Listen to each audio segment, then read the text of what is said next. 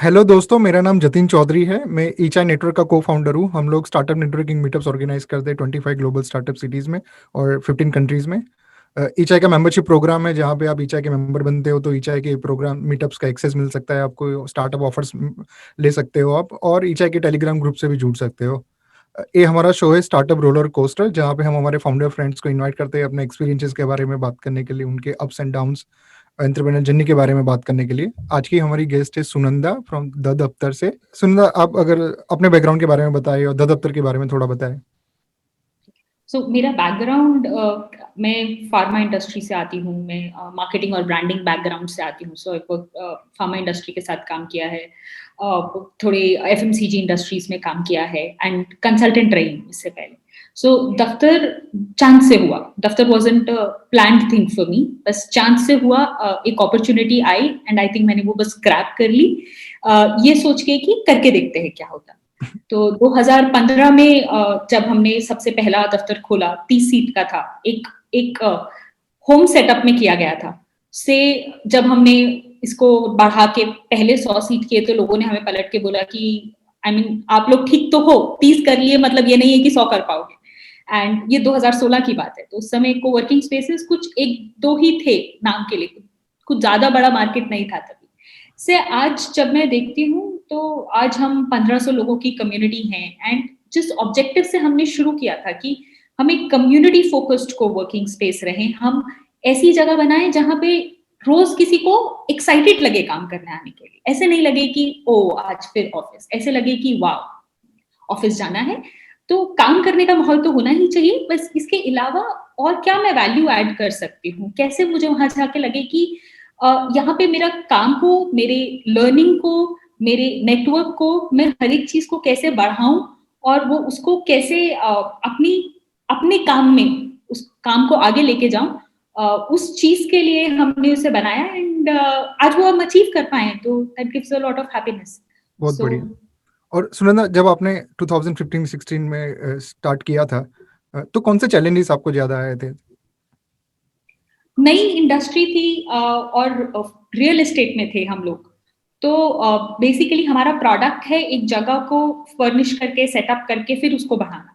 तो वो एक फिजिकल प्रोडक्ट को सेटअप करना, ऑफिस बनाना और उसके जो कन्वेंशनल लोगों के साथ डील करना, तो वो एक कुछ चैलेंजेस थे।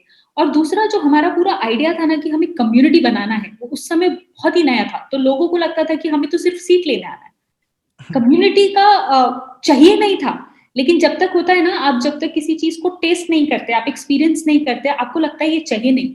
इट इज ओनली जब आप उस चीज को एक्सपीरियंस कर लेते हो तो शायद उसका वैल्यू और पता चलता है। तो वो वैल्यू इस्टेब्लिश करने में ही हमको, and it's a continuous effort, तो हम आज तक कर रहे हैं। नहीं बोलूंगी कि हो गया है, बट हाँ, विद दी अवेयरनेस जो लोग जानने लगे हैं, जो इसकी इंपॉर्टेंस बढ़ने लगी है, नाउ कम्युनिटीज लाइक ई चाय, आप लोग कितना काम कर रहे हैं अगेन ऑन कम्युनिटी।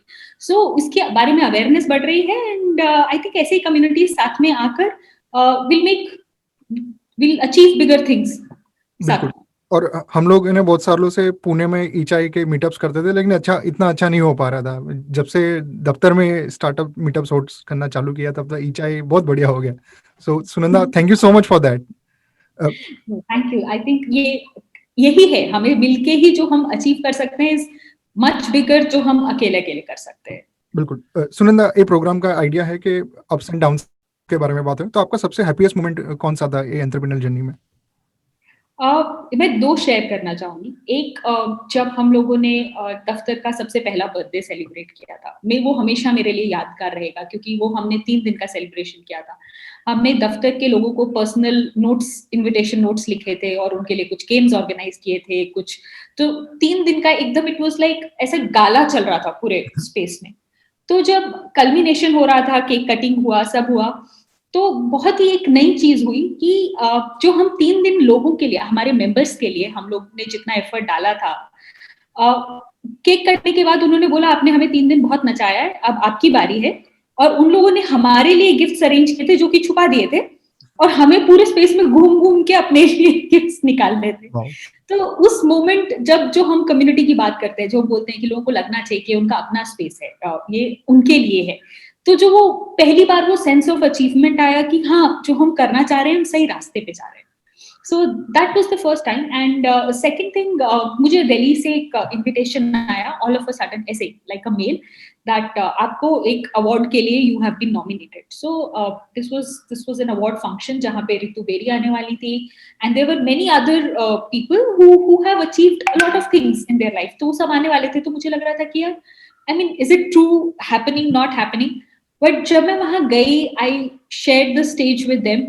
उस मोमेंट वो जो हैप्पीनेस आई, and then you look at your journey कि मैंने क्या, कहाँ से शुरू किया, मैं कहाँ आई हूँ।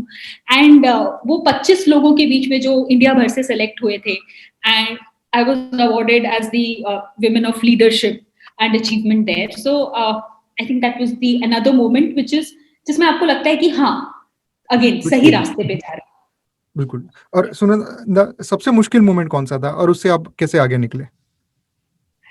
आई थिंक मुश्किल मोमेंट बहुत सारे आते हैं, छोटे-छोटे बहुत सारे आते हैं। जैसे अभी के लिए अभी मुझे बोलोगे तो शायद अभी का मोमेंट मुझे ऐसा लगता है कि हाँ, ये सबसे मुश्किल मोमेंट है। बिकॉज़ हमने जहाँ से शुरू किया है से फिर से ऐसे लगता है कुछ स्टेप्स पीछे आ गए हैं, राइट? हुँ, मुझे पता है कि ये बहुत ट्रांजिशनरी है, ये बहुत फेज़ है ये, और ये सिर्फ मेरे साथ नहीं हो रहा, ये सबके साथ हो रहा है। बट मुझे ऐसा लगता है कि ये एक टाइम है जो हमने कभी इमेजिन नहीं किया था। हम में से किसी ने इसकी तैयारी नहीं करी थी, और हमें ये भी नहीं पता कि इसको डील कैसे करना और ये कब तक चलेगा। तो यस। इतना अनसर्टेन है। तो अभी अगर पूछेंगे तो मुझे ऐसा लगता है कि अभी ये टाइम है जो ऐसा लगता है कि इज, बिकॉज कुछ चीजों के लिए ना आपको पता रहता है कि आप तैयारी कर लेते हो, आपके दिमाग में आप हमेशा लेके चलते हो, बट ऐसे सारे समय को आप इमेजिन भी नहीं किए रहते हो कि जब पूरा वर्ल्ड बंद हो जाएगा एक साथ, पूरा कंट्री बंद हो जाएगा एक साथ, एक सिटी बंद हो जाएगा, बिल्कुल, और फिर वो कैसा माइंडसेट चेंज होगा, कैसा मार्केट चेंज होगा। तो आई थिंक अभी के लिए तो मुझे यही वाला टाइम लग रहा है कि एंड इसमें भी हम सबको शायद साथ में आना है, साथ में काम करना है, और एक दूसरे को समझना है, तो निकल जाएगा। बिल्कुल। और सुनंदा, बहुत सारी बातें होती हैं लर्निंग्स फ्रॉम मिस्टेक्स, तो आपके हिसाब से कौन-सी ऐसी चीज़ें जो आपको लगता है कि आप शायद थोड़ा अलग से कर सकती थी? अ, अगर मैं पीछे जाके देखूं तो मुझे ऐसे लगता है कि मैं थोड़ी और, कभी-कभी क्या होता है ना, काम करते-करते में आप क्लैरिटी को उतना फोकस नहीं देते हो। मतलब आपको लगता भी, दिखाई भी देता है, बट आप बोलते हो कि आप उसको नज़रअंदाज कर देते हो। बिकॉज़ आपको बहुत चीज़ें आगे बढ़ती दिखाई देती हैं, तो आपको जो चीज़ें कहीं डाउट आता है, तो आप उसको नज़रअंदाज कर देते हो। तो बहुत बार वो पॉज़िटिव भी होता है। लेकिन मुझे ऐसा लगता है कि जब-जब हम लोग एज़ बिकॉज़ एंटरप्रेन्योर्स को बहुत सारी चीज़ें ना हंच पे करनी पड़ती हैं। हुँ, तो वो हंच को कहाँ पे पकड़ना है और कहाँ पे छोड़ना है, वो एक वो एक ट्रेनिंग है जो समय के साथ आती है। तो मुझे हमेशा ऐसा लगता है कि अगर ये मुझे हंच आया था ना, तो शायद मुझे वहीं पकड़ लेना चाहिए था, छोड़ना नहीं चाहिए था। तो और वो ये चीज़ मुझे बार-बार लगती है। बट अब अगर सोचूँ तो मुझे लगता है कि हाँ, शायद एक्सपीरियंस के साथ ही ऐसा होता है कि तुम्हें पता चलता है कि कौन-सा हंच तुम्हारा सही है और कौन-सा नहीं। तो वो क्लैरिटी लाना और अपने हंचेस को, अपने बिलीव्स को, अपने वैल्यूज़ को, अपने आप को उतना स्ट्रॉन्ग रखना to pass through everything that comes your way, वो बहुत इम्पोर्टेंट है। बिल्कुल। और आप 5 साल से दफ़्तर बिल्ड कर रहे हो, तो अभी आप जो सुनंदा अपना नया स्टार्टअप स्टार्ट कर रही है 2015 में, उसको क्या एडवाइस देना चाहोगे? उसको बोलूँगी, छोटी-छोटी चीज़ों को एन्जॉय करो, अ, और अगेन मन में जो आए उस बात को वैल्यू दो, उस बात को समझो, और फिर आगे स्टेप लो। सो बहुत मैं सही। अपने आप को बोलूँगी कि हाँ, बार-बार रुक के, ठहर के देखो, समझो और फिर आगे बढ़ो। और कोविड-19 सिचुएशन से रियल एस्टेट इंडस्ट्री बहुत इम्पैक्ट हुई है, तो अगले 2-3 सालों में आप क्या देख रहे हो कि कैसे आगे बढ़ेगा आपका बिज़नेस? सो रियल एस्टेट तो बहुत बड़ी इंडस्ट्री है, बट मैं कोवर्किंग हुँ, इंडस्ट्री के पर्सपेक्टिव से बात करती हूँ। तो मुझे ऐसा लगता है कि वर्क फ्रॉम होम कुछ नया नहीं है, और जो भी नए फैड्स अभी आ रहे हैं, मतलब ये नए नहीं हैं, ये सिर्फ मोमेंटरी है। वर्क फ्रॉम होम हमेशा से था, और बाकी सारे अपॉर्चुनिटीज भी हमेशा से थे। एक नीड थी मार्केट में, जिसकी वजह से कोवर्किंग इंडस्ट्री एस्टैब्लिश हुई थी, और उस चीज का रियलाइजेशन और स्ट्रांग होने वाला है समय के साथ। और ऑल्सो ये कोवर्किंग इंडस्ट्री बहुत ही फ्लेक्सिबिलिटी लेकर आती है एंटरप्रेन्योर्स की लाइफ में, कंपनीज की लाइफ में, और ये फ्लेक्सिबिलिटी का इंपॉर्टेंस समय के साथ और बढ़ेगा। क्योंकि अब पता चलेगा कि मेरा कैश फ्लो मैनेज करना कितना इंपॉर्टेंट है, क्यों मेरे को अपना एक प्रॉपर्टी में एक पैसा नहीं फंसाना चाहिए, डिपॉजिट में पैसा नहीं फंसाना चाहिए, मेरे को क्यों इतना फर्निशिंग में पैसा नहीं फंसाना चाहिए, बट रादर मुझे कहाँ पे पैसा डालना चाहिए। और बहुत कुछ ऐसे चेंजेस आए भी हैं इस समय में, जब हमने देखा है कि बहुत सारे लोगों ने जस्ट ऑफिस छोड़ दिए, बट जिन लोगों के लिए कोवर्किंग था उनके लिए बात करना आसान था। ये आगे ही जाने वाला है। बट जस्ट दैट कि ये कितना टाइम लगेगा, इसको क्या फेज है, और कुछ चेंजेस के साथ डेफिनेटली होंगे, कुछ चेंजेस आए हैं इसके साथ, तो वो बस एक्सेप्ट करने की बात है। बट वो क्लैरिटी आने ही वाली है, और कब तक घर से काम करेंगे। बिल्कुल, हम थोड़ा रैपिड फायर टाइप का करेंगे। आपकी सबसे फेवरेट बुक और पॉडकास्ट कौन सी है? The lean in from Sherrill Sandberg. अगर आप दफ्तर बिल्ड नहीं करती तो और क्या काम करती? अगर मैं दफ्तर बिल्ड नहीं करती, मुझे लगता है घूम फिर के एंटरप्रेन्योर बन जाती। अब लगता है, पहले तो मेरे को लगता था कि मुझे हमेशा से यही लगता था कि मुझे कॉर्पोरेट वर्ल्ड में जाना है, पता है मेरी जिद थी कि मुझे तो नहीं करना है कभी भी बिजनेस। बट अगर 5 साल के बाद देखूं तो मुझे लगता है इधर या उधर रास्ते पक्का से एंटरप्रेन्योर ही बनती। और एंटरप्रेन्योरशिप बहुत हम्बलिंग एक्सपीरियंस है ना, आपको अवार्ड्स मिलते हैं, आप बहुत हाईज होते हैं, कई बार यू नो आपको फेवर्स भी लेने पड़ते हैं। तो आपने मोस्ट रिसेंटली कौन सा फेवर लिया है? मोस्ट रिसेंटली मेरे को लगता है कि मैंने अपने पार्टनर्स के साथ, मेरे वेंडर्स के साथ सबसे बहुत सारे फेवर्स इस टाइम को गुजारने के लिए। तो आई थिंक हाँ, सबसे फेवर्स ही मांग रहे हैं कि चलो ऐसे करके देखते हैं, ऐसे करके देखते हैं।